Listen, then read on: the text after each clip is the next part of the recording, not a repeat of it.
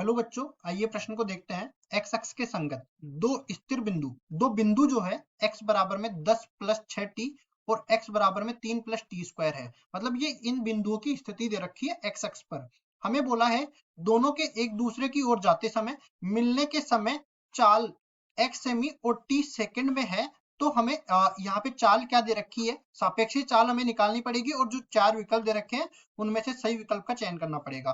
तो यहाँ पे हम लोग देख लेते हैं मुख्य अवधारणा।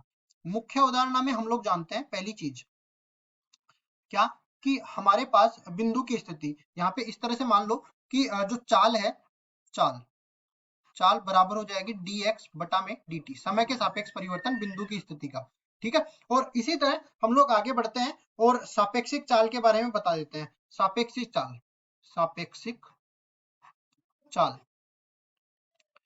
ये हम लोग बताएंगे। देखो एक कण ये है, एक कण ये है। ठीक है, इसको मैं बोल देता हूँ कण नंबर। देखिए इसको मैं 1 नंबर बोल देता हूँ, इसको 2 नंबर बोल देता हूँ। इसकी चाल है v1, इसकी चाल है v2। अब देखो ये एक दूसरे की तरफ गतिमान है, तो यहाँ पे क्या होगा, इनकी सापेक्षिक चाल को मैं v से व्यक्त कर देता हूँ। ठीक है, v बराबर हो जाएगा v1 माइनस में v2। ठीक है, मतलब ये आएंगे और एक दूसरे से टकराएंगे, फिर जिसकी चाल ज्यादा होगी ना कण उसकी तरफ गतिमान हो जाएगा।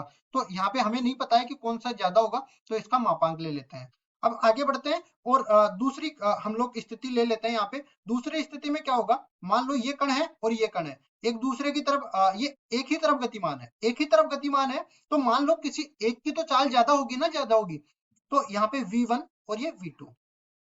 ठीक है, अब देखो v1 की चाल ज्यादा होनी चाहिए तभी ये इससे जाके टकराएगा। ठीक है, अगर मान लो v2 की चाल ज्यादा हो गई, v1 की चाल कम हो गई, तो ये कभी टकराएंगे नहीं। तो इसके लिए हम लोग बोलेंगे कि v1 की चाल v2 की चाल से ज्यादा होनी चाहिए, और जो सापेक्षिक चाल होगी वो दोनों की चाल के दोनों की चाल जब जुड़ जाएगी उसके बराबर हो जाएगा। इस तरह से हम लोग निकालेंगे। अब चलते हैं सवाल में, थोड़ा और समझा देंगे। मान लो कि x अक्ष जो दे रखा है उसको मैं संख्या रेखा मान लेता हूँ। ये मान लो x अक्ष है, एक बिंदु यहाँ पे है, एक बिंदु यहाँ पे है। x एक बिंदु की स्थिति कितनी है, एक बिंदु की स्थिति है 10 प्लस 6t, 10 प्लस 6t ये दे रखी है। और दूसरे बिंदु की स्थिति कितनी दे रखी है, 3 प्लस टी स्क्वायर, इसकी दे रखी है 3 प्लस टी स्क्वायर। इसको सही कर देते हैं। देखिए ये अपने पास आ जाएगा 3 प्लस टी स्क्वायर।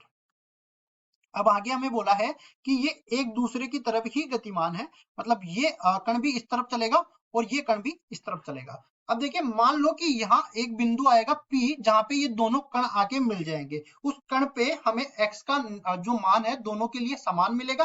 तो उस कण के निर्देशांक हम लोग आसानी से निकाल सकते हैं। कैसे, देखिए बिंदु P के लिए, बिंदु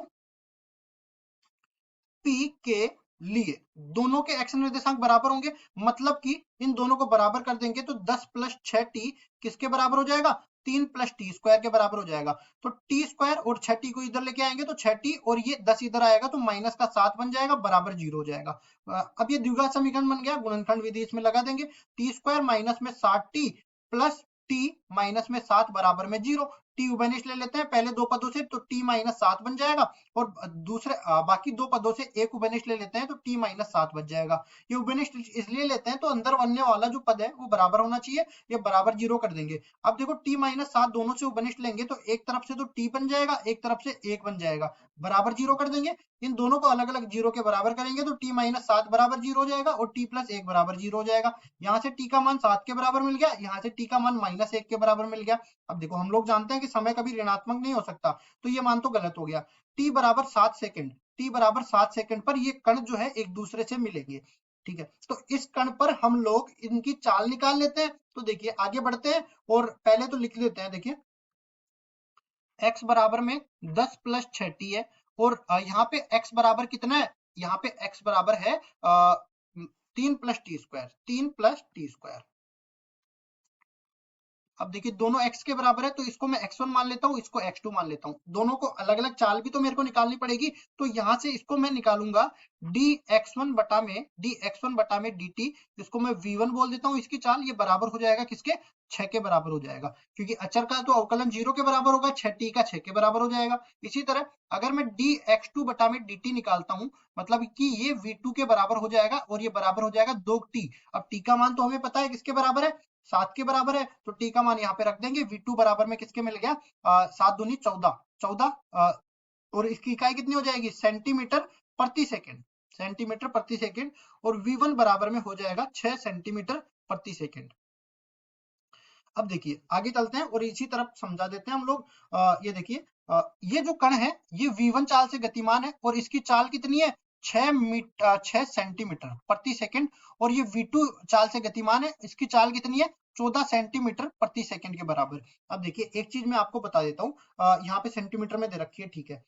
ये v2 की चाल ज्यादा है, सॉरी इस कण की चाल ज्यादा है, इस कण की चाल कम है। ये एक दूसरे से टकराएंगे तो टकराने के बाद ये इस तरफ से चलना प्रारंभ कर देंगे, मतलब कि जो सापेक्षिक चाल होगी वो इन दोनों के अंतर के बराबर होगी। तो यहाँ पे हम लोग लिख देते हैं सापेक्षिक चाल, सापेक्षिक चाल ये बराबर हो जाएगी v2 माइनस में v1, मतलब कि 14 माइनस में 6, तो ये 8 सेंटीमीटर प्रति सेकंड के बराबर हो जाएगी। और केवल चाल के बारे में हमें पूछा गया था, देखिए मिलने के समय चाल कितनी होगी, तो ये 8 सेंटीमीटर प्रति सेकंड हमने निकाल दिया। ये सी विकल्प में दे रखा है, तो सी विकल्प बिल्कुल सही उत्तर हो जाएगा। आशा करता हूँ ये सवाल आपको समझ में आया होगा।